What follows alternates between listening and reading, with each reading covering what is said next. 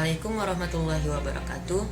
Ana Muhammad Faras Fakifiddin dari kelas 9A sebagai peserta lomba bercerita di event Beautiful Muharram 1442 Hijriah. Ana akan membawakan kisah tentang seorang sultan dari Turki Utsmani yang ke-34 dan sultan terakhir yang menerima kekuasaan absolut, ialah Sultan Abdul Hamid II.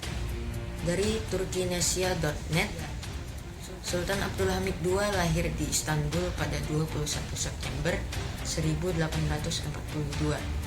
Ia menghabiskan masa kecil dan masa mudanya melalui fase Tanzimat, periode reformasi di Kekaisaran Ottoman yang dimulai pada tahun 1839. Beliau berpendidikan tinggi dan mampu berbicara dalam banyak bahasa, termasuk Perancis, Arab, dan Persia. Bersama pamannya, Sultan Abdul Aziz, ia melakukan perjalanan ke Eropa dan Mesir, memperluas pandangannya tentang dunia.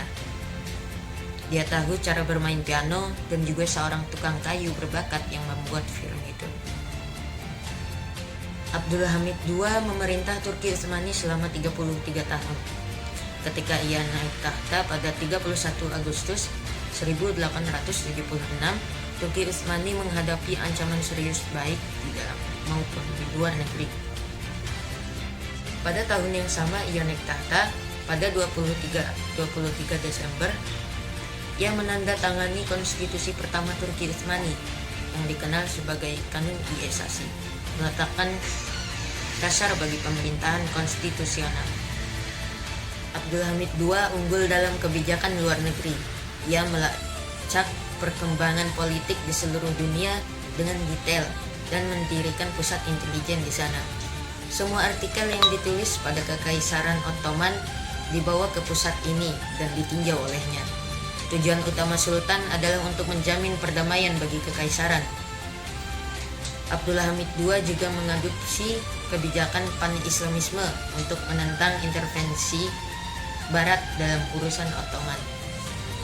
Dalam kebijakan ekonomi, ia memprioritaskan melunasi utang luar negeri yang tersisa dari para sultan sebelumnya. Dia menandatangani perjanjian dengan kreditor Eropa pada 20 Desember 1881 untuk melunasi sebagian besar utang. Abdul Hamid II juga mengambil langkah-langkah penting dalam pendidikan. Dia membuka banyak sekolah dasar, menengah, dan tinggi, serta sekolah untuk orang-orang cacat dan militer di seluruh kekaisaran. Darul Funun, yang sekarang dikenal sebagai Universitas Turki, dibangun pada tahun 1900. Abdul Hamid II juga seorang yang dermawan, yang dapat membelanjakan uangnya sendiri ketika dibutuhkan untuk urusan negara dan juga untuk kepentingan rakyatnya.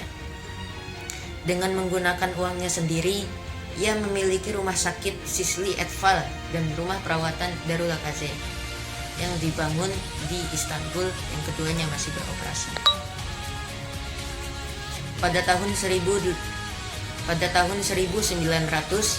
ia memerintahkan pembangunan kereta api yang menghubungkan Damaskus dengan kota-kota suci Mekah dan Madinah melalui Hijaz, Arab Saudi.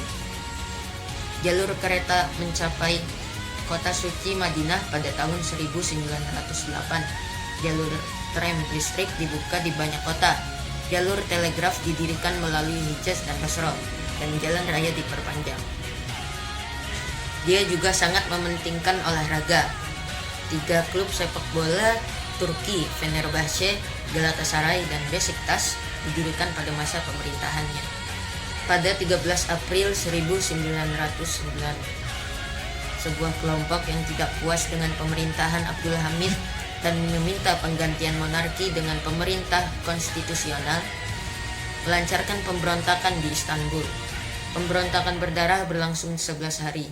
Abdul Hamid II digulingkan pada tanggal 27 April 1909 setelah 33 tahun berkuasa dan digantikan oleh adiknya Mehmet V. Pada malam yang sama ia dicopot. Ia dikirim ke Thessaloniki di Yunani modern bersama dengan 38 orang termasuk anggota keluarganya.